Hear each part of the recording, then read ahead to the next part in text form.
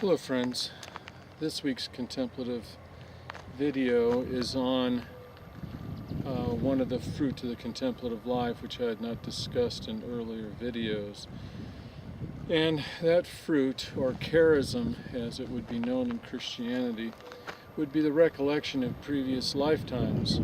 Now arguably Christianity, or mainstream Christianity, does not recognize previous lifetimes.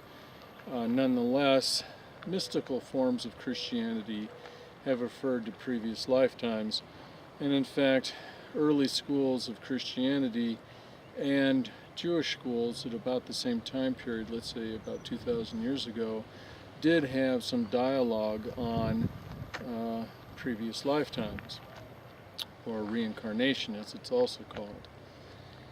And as you probably know, Hinduism and Buddhism have a fair amount of dialogue on previous lifetimes and reincarnation. In fact, it's very much a part of the Buddha's mission statement, in that the premise is that we go on lifetime after lifetime having to keep coming back.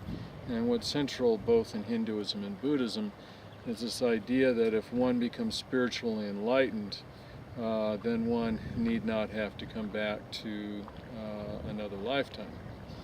So now how does one recall one's previous lifetimes? Well, what we find is among the rigorous contemplatives who have found the ecstatic altered states of consciousness, which are known in Sanskrit by the term samadhi, and in Pali by the term jhana, and in the Christian contemplative movements it's known as contemplation, then that community of people who find those altered states of consciousness are by definition mystics, and along with that, or let's say a consequence of spending a fair amount of time in those altered states of consciousness known as contemplation or samadhi, one develops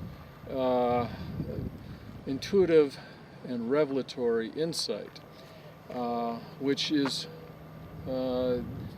being able to penetrate many subjects at a depth that's beyond pure rational thought. And along with that, the subject oftentimes will recall their previous lifetimes. And that recollection of a previous lifetime often manifests in some characteristic ways. For instance, since these people are contemplatives, sometimes that recollection will come spontaneously during a meditation session. Another way by which these recollections of previous lifetimes can come is a lucid dream. So when a rigorous contemplative sleeps at night, very often they've dedicated their entire lifestyle, including their sleep cycle, to meditation, which means these subjects will be laying down looking like they're sleeping like everybody else, but they're in fact meditating. And what they will do is they will spontaneously, on occasion, relive a previous lifetime or have a glimpse of a moment in a previous lifetime. But in my experience, sometimes it's a moment and sometimes it's a reliving of the entire lifetime from birth to death in the space of a dream, which might only be seconds or minutes long.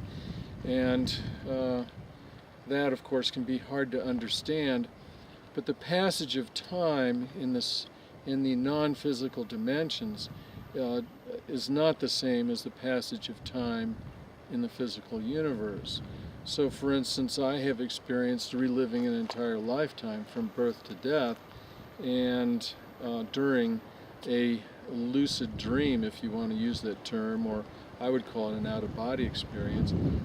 And when I came back, it was very difficult for me to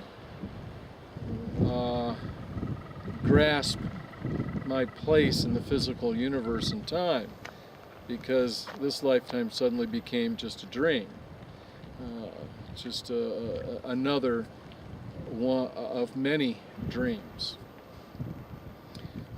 So friends, expect, if you're a rigorous contemplative, that some of the content of your meditations and your sleep meditations and your out-of-body experiences might involve a recollection of a previous lifetime, and it can create quite some disjunction in your perception of the physical universe. But that's okay. It's because you're becoming a mystic, and mystics have a completely different perspective on life than scientists do, for instance. Thank you, friends, and have a wonderful week.